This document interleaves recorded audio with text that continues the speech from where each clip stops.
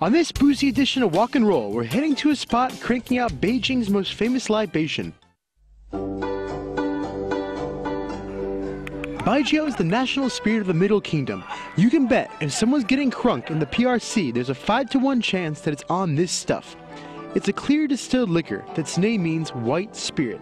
Each region throughout the country has its own particular variety, and in the capital city, they'd be cranking out a little green bottle called Erguotou. Sort of like how under the overarching category of whiskey, you can find the different alcoholic musings of scotch, bourbon, rye, and so on and so forth. This stuff clocks in at about 40 to 60%, not proof, so this is some dangerous firewater to mess around with. I'm going to take this stuff on its own ground, its own terms, and see what I can learn. To guide me through the process of making Erguotou is the man who's the 7th generation master of this stuff, Gao Jingyan. He's been at this craft for more than 4 decades. He's here to show me through the ancient process they employ here to crank out this boozahol.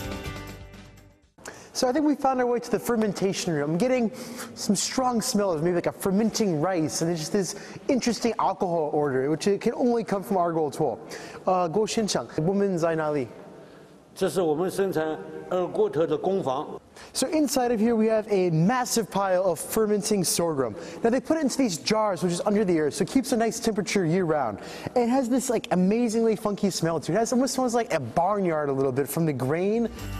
There, all the ingredients sit for 28 days, while the good bacteria of the fermentation process work their alchemy to transform this from a simple pile of grain to the stuff of booze. So you wouldn't think it, but inside of this muddy looking stuff right here is alcohol. So what they do is it has from the fermenting tank and then the rice skin.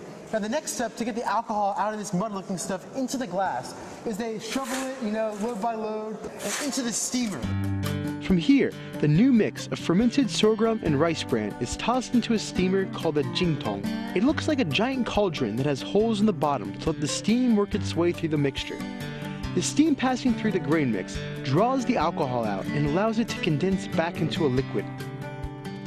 What may look like tossing a pile of dirt-like grain is actually a precise and important procedure.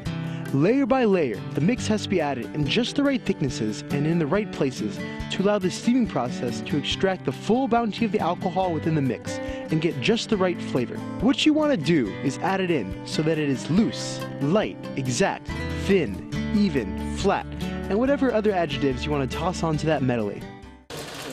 And these are the little fancy shot glasses that they use. Ooh. Definitely has a first note of kind of rubbing alcohol.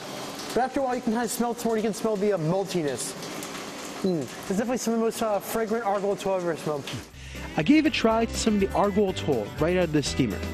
When it first emerges, it is about as vicious as any drink can be.